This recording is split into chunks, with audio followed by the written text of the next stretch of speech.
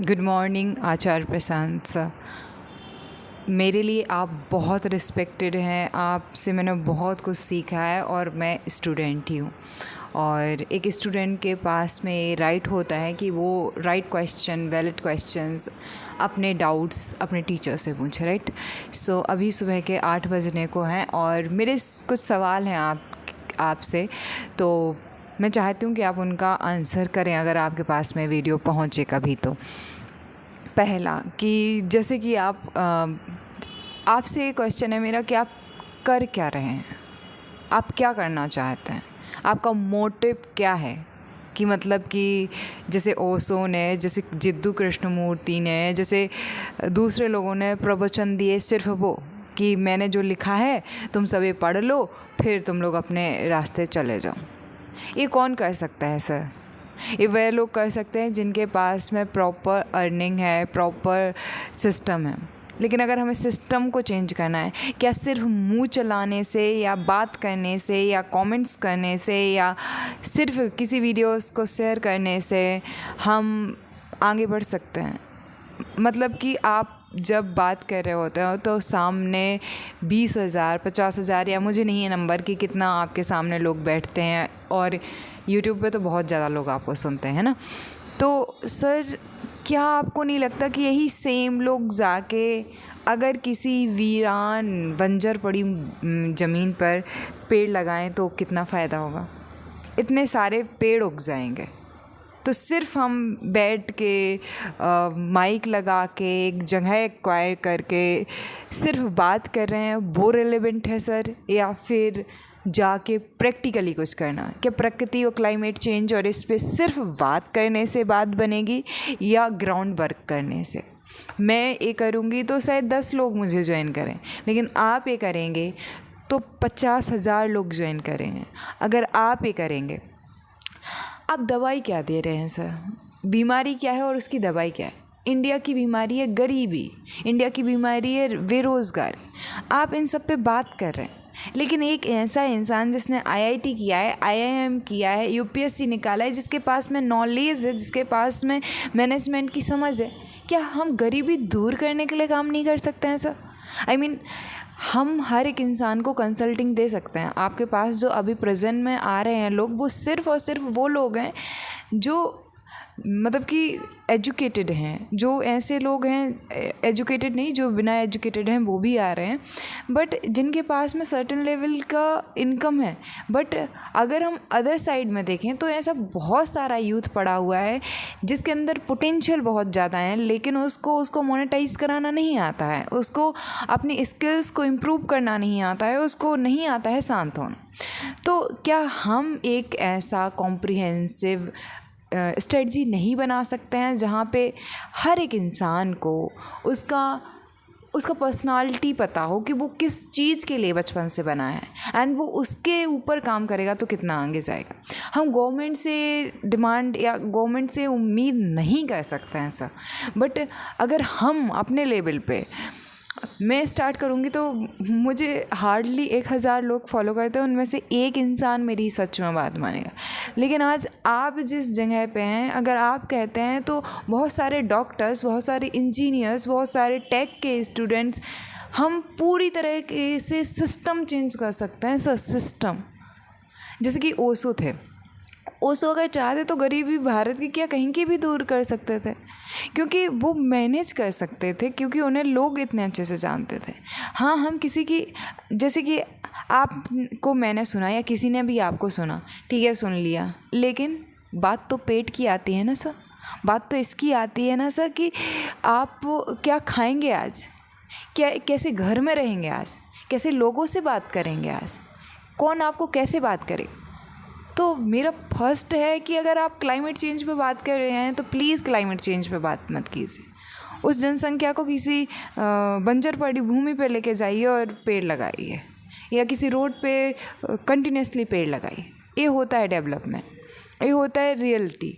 गंदी पड़ी सड़कों को साफ़ करना है हमें।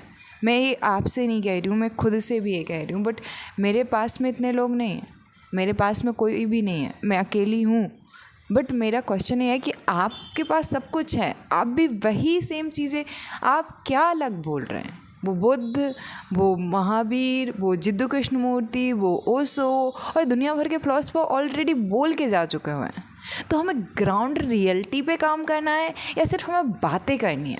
दूसरा है गरीबी ख़त्म की जा सकती है अगर एक एक इंसान को रोज़गार दिया जाए। एक एक इंसान को रोज़गार दिया जा सकता है जब हम एक एक इंसान को सक्षम बनाया जा सकता है जब हम एक एक इंसान को पर्सनली कस्टमाइज़ उसका ब्रेन समझे, वो कैसे काम करता है। आप खुद इतना तेज़ बात करते हैं, आपसे कोई क्वेश्चन करने के लिए आता है, आप उसका मजाक या उसको रोस्ट, आप कैरी मिनाटी या दूसरे लोगों से ज़्यादा कई लोग आपको रोस्टर मानते हैं। हमें शांतिपूर्ण देश बनाना है, शांतिपूर्ण दुनिया बनानी है ना। तो कोई प्यार से अगर आपसे बात कर रहा है, प्यार से आपसे क्वेश्चंस पूछ रहा है, तो प्यार से बात क्यों नहीं सर? क्यों हम हमेशा हिंसा सिर्फ मार धाड़ से नहीं होती है। हिंसा उन शब्दों के चयन से भी होती है जो कई बार आप यूज करते हैं।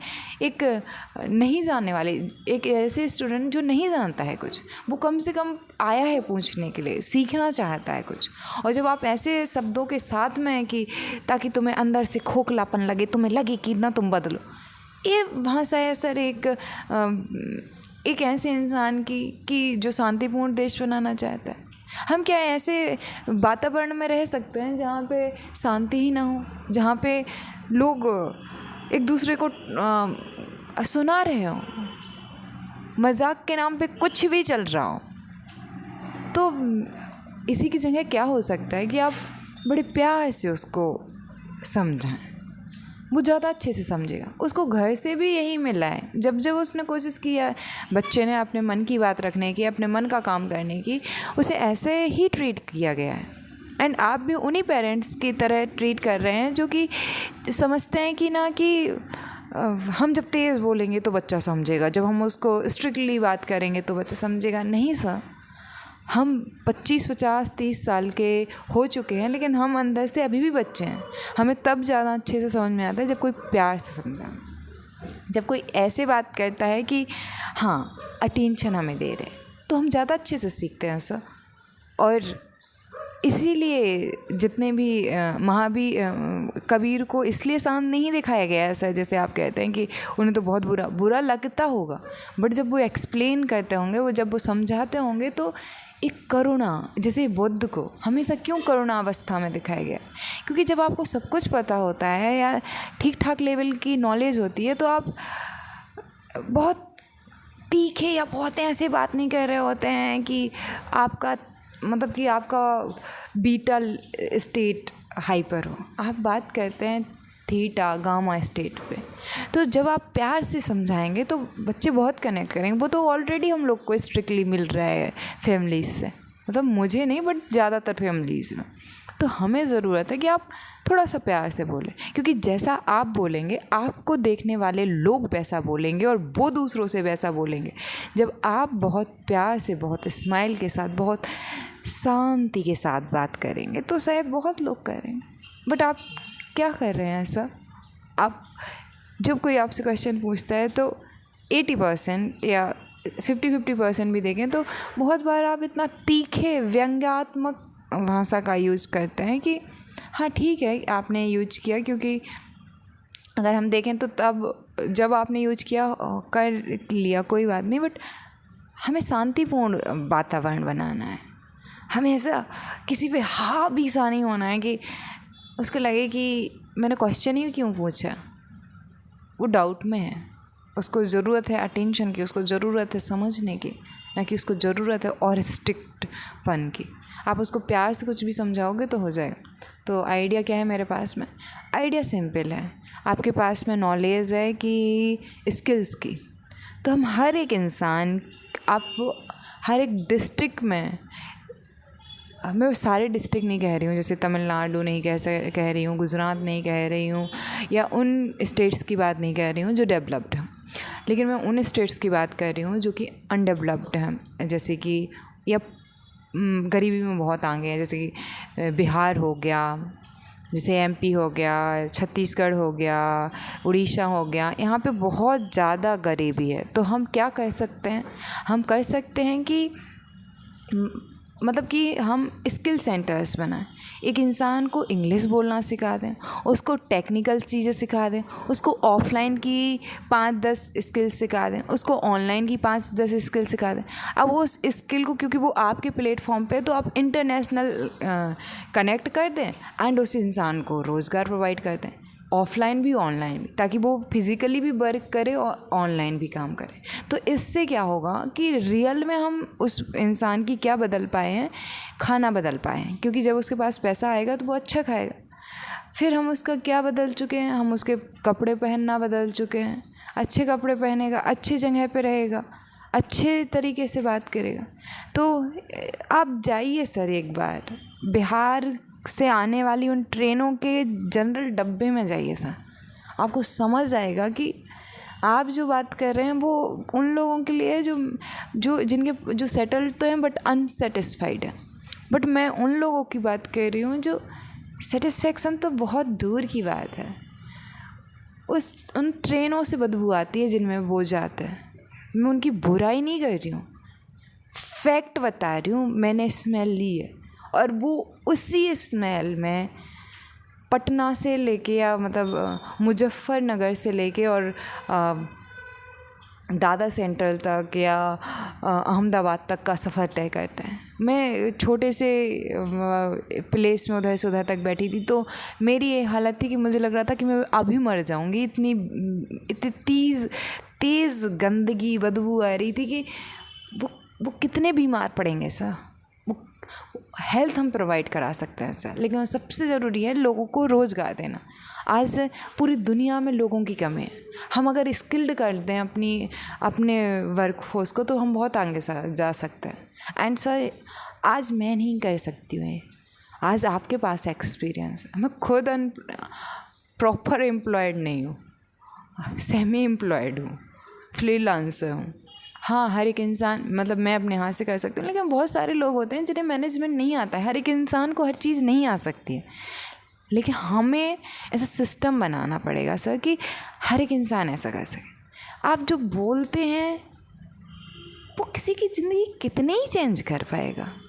उन लोगों की, जिन लोगों को मैंने देखा है उन ट्रेनों में घुसा हुआ, कि एक छोटे से डब्बे में इतनी भीड़ है कि दम घुटता है।